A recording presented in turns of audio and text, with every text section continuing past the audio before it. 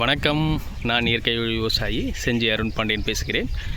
இன்றைக்கி நம்ம நிலத்தில் முதல் கைக்களை எடுத்துகிட்டு இருக்கிறாங்க. நெல் நடவு, தூயமல்லி நெல் நடவு நட்டு எந்திர நடவு போயிருந்தோம். எந்திர நடவு நட்டு சரியாக 2 வாரங்களை கடந்திருக்குது. 16 நாட்கள் ஆகுது. முதல் கைக்களை பெண் நாட்கள் எடுத்துகிட்டு இருக்கிறாங்க. இயற்கை விவசாயத்தை பொறுத்த வரைக்கும் நம்ம களை கட்டுப்பாடுங்கிறது ரொம்ப துரிதமாகவும் வேகமாகவும் செய்ய வேண்டிய வேலையாக இருக்குது.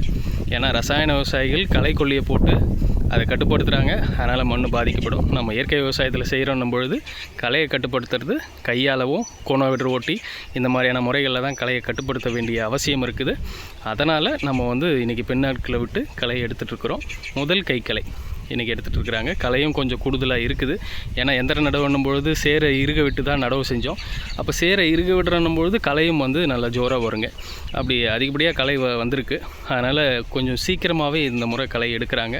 ஏன்னா விட்டோம் அப்படின்னா களை மேலோங்கி வளரும். அப்புறம் ஆட்கள் கொஞ்சம் தட்டுப்பாடாக இருந்ததுன்னா ரொம்ப சிரமமாக போய்டும் களை எடுக்கிறதுல.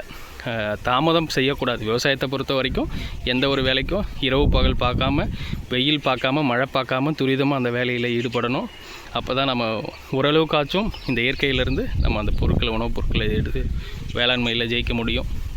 இன்றைக்கி களை எடுத்துருக்குறாங்க. ஒரு ஏக்கருக்கு ஒரு 15 ஆள் ஆகுங்க.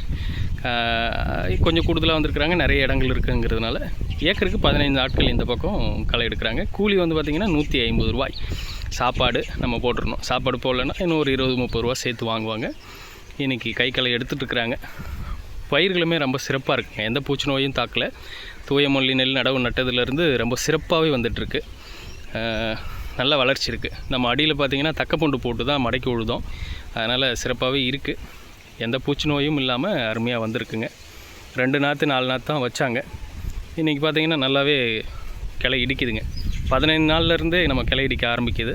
வேர் கீழே ஊன்றிடுச்சு அப்படின்னாவே அது கிளை இடிக்குதுங்க. 60 நாட்கள், 45லேருந்து 60 நாட்கள் வரைக்கும் அதிகபட்சமாக தூர் வெடிக்க வாய்ப்பு இருக்குது. ஏன்னா 135 நாள் இந்த தூயமல்லி வயது. கோணோவீடரும் ஓட்டணுங்க. அடுத்தபடியாக கோணோவீடர் ஓட்டணுன்னா இன்னும் சிம்பு வெடிக்கும். கோணோவீடரை ஓட்டி அதை வேரை பறித்து அதை உசுப்பேற்றணும் அப்படின்னா இன்னும் கூடுதலான தூர் வெடித்து ஈல்டு கூடுதலாக வர்றதுக்கு வாய்ப்பு இருக்குங்க. நன்றிங்க.